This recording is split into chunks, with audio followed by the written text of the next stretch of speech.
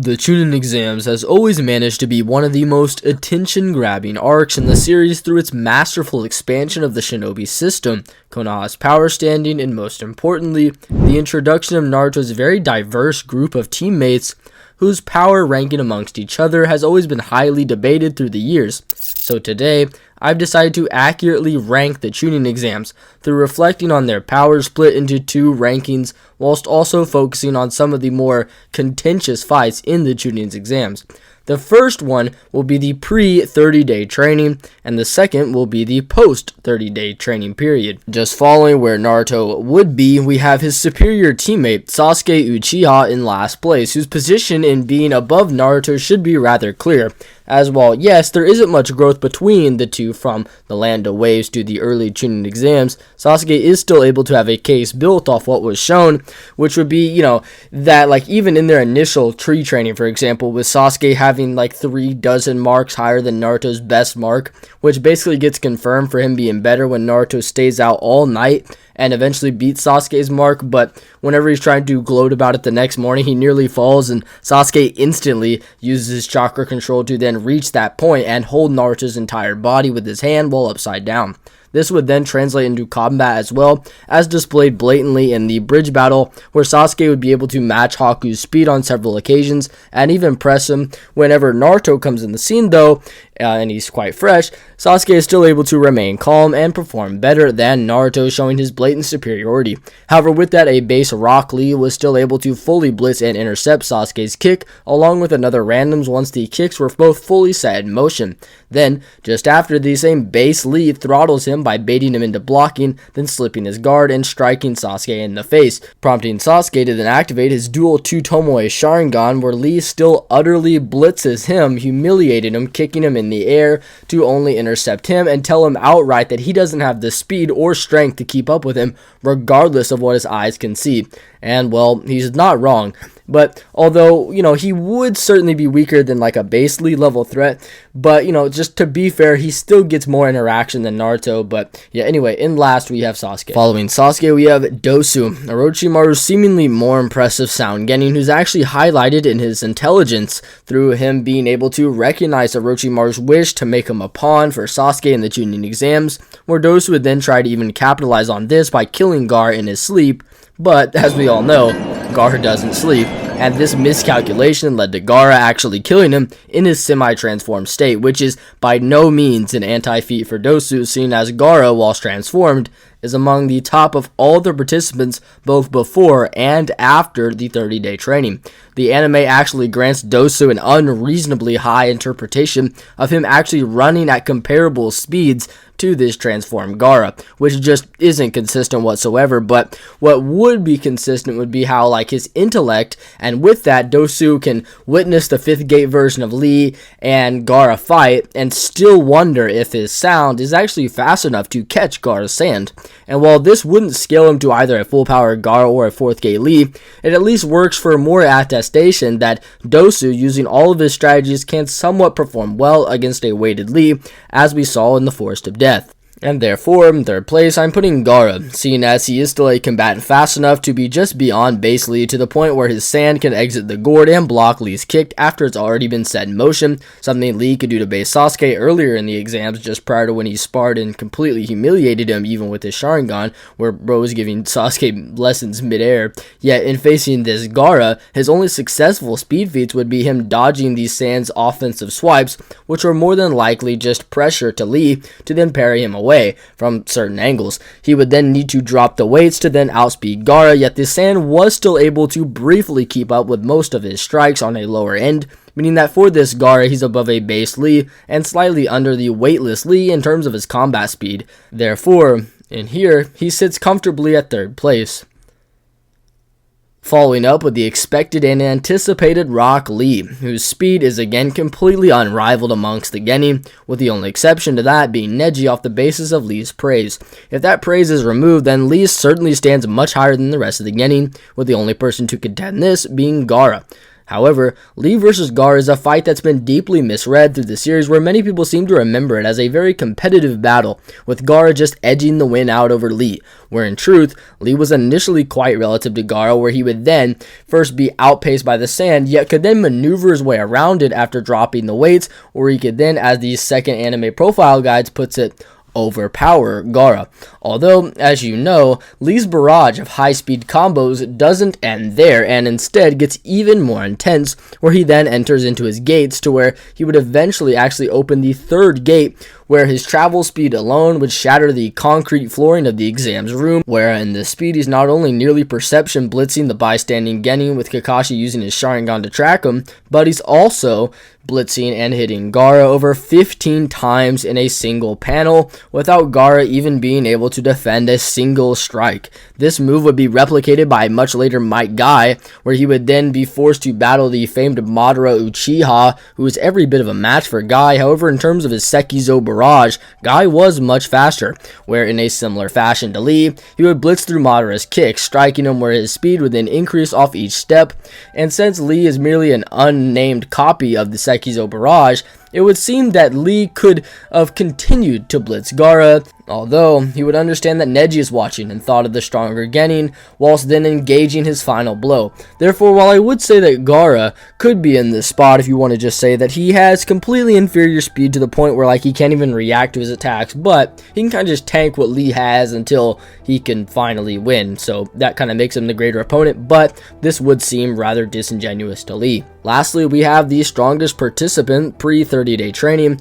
and I would first have to acknowledge that the weekly release statement for chapter 85 practically does narrow down the 4 strongest combatants, which further supports my list already. However, in judging who the strongest would be, it's clear that in first place we have Neji Hyuga, who is stated through several different mediums to be either considered as or outright the strongest Genin, whether it be from Kakashi's mission report in the first fan book, the anime profile guides 3 separate times, or even just the first databook's remarks of this, which would all stand quite consistent with Rock Lee and his aforementioned remarks about Neji, such as how even though in base Lee was able to parry off Sasuke and Naruto rather handily after they returned from the Land of Waves, whereas taijutsu was embarrassing them to,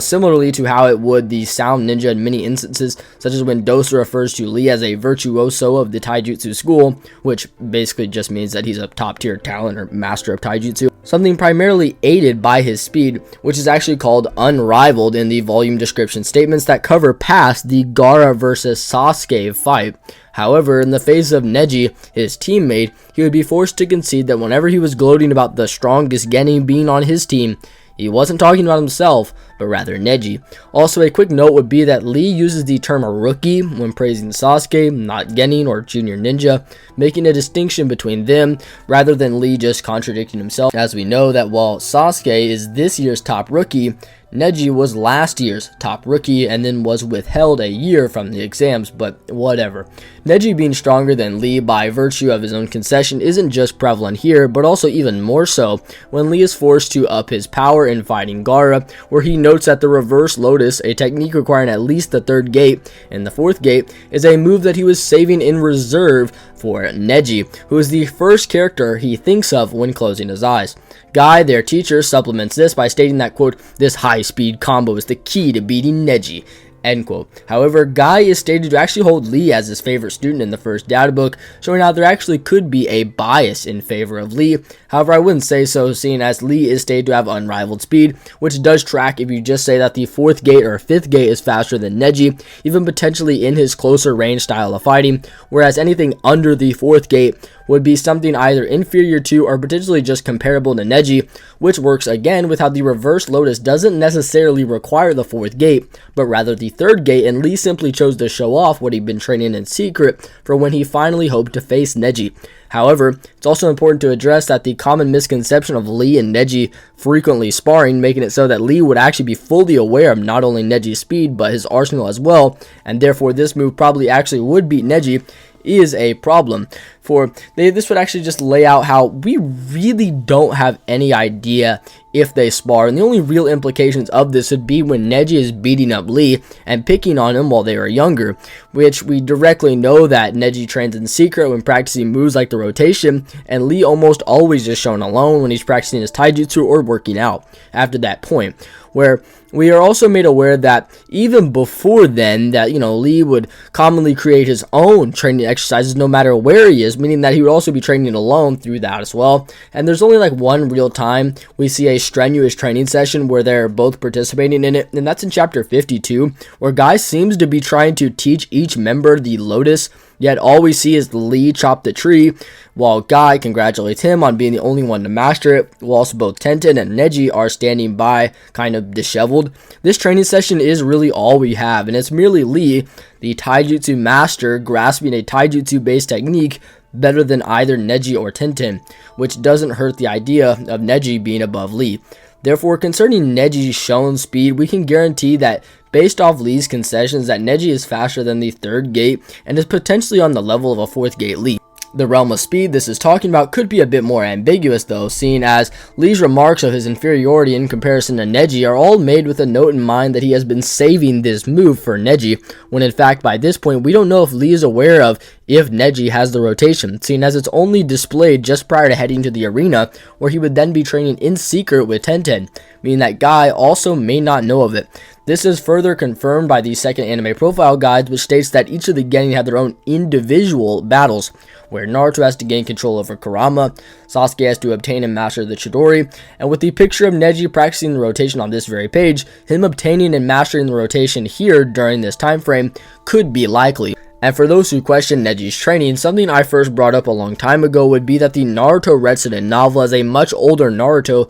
trying to understand the Byakugan, where he would stumble upon Neji's training log, which notes how he never missed a day of training and truly had an unparalleled work ethic, where he would then log each day for what he did when he's training, and we don't get any distinction or hint that he was training with Guy or with Lee or anybody like that. So, such a high level and pivotal move very well could have been a later addition to Neji's arsenal, and from what we have empirically, Lee and Guy's statements are most likely in reference to Neji's striking speed and attacks, like the Gentle Fist, as displayed against Hinata. And while, yes, this fight does appear to demean Neji's power, it probably shouldn't, seeing as there isn't really an indication of Neji going all out against her, as he likely wouldn't need to if he's already humiliating her and hitting all of her chakra points without her even noticing at all. Something the second anime profile guide corroborates was stating that, quote, she was facing an opponent far out of her league. Hinata's also quite mentally amped to fight Neji, despite Kiba's statements of Neji and Gaara being the two monsters to avoid, considering how Lee dealt with Gaara and Neji's superiority to that.